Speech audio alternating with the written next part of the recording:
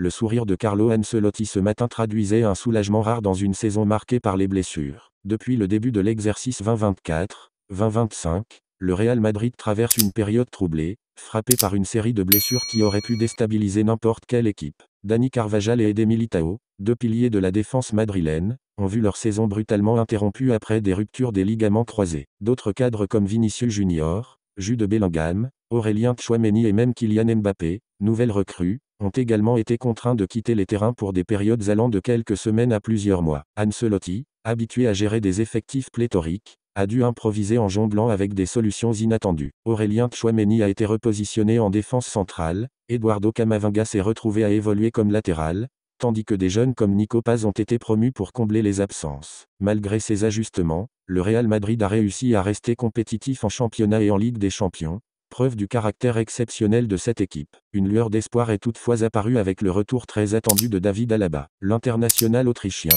éloigné des terrains depuis décembre 2023 à cause d'une rupture du ligament croisé, a repris l'entraînement collectif. Ce retour marque une étape cruciale pour ce joueur qui incarne stabilité et intelligence tactique au sein du club madrilène. Pendant sa convalescence, Alaba n'a cessé de travailler avec rigueur, accompagné de manière constante par le staff médical. Sa reprise progressive, déjà visible à travers des séances individuelles, a galvanisé les supporters, qui espèrent retrouver rapidement l'un des leaders de leur défense. Cependant, le staff médical reste prudent et ne souhaite pas précipiter son retour. Selon certaines déclarations, l'objectif est de le réintégrer à 100%, pas avant. Alaba ne devrait donc pas être aligné ce week-end, malgré l'importance du choc face à Gérone, une équipe surprenante de cette Liga. En attendant, Ancelotti pourrait reconduire Tchouaméni en défense centrale aux côtés d'Antonio Rudiger. Ce repositionnement temporaire du milieu de terrain français a déjà prouvé son efficacité grâce à la sérénité et à l'autorité qu'il affiche dans ce rôle inhabituel. Le retour d'Alaba, au-delà de son apport technique, représente une véritable bouffée d'oxygène pour une défense en quête de repères cette saison.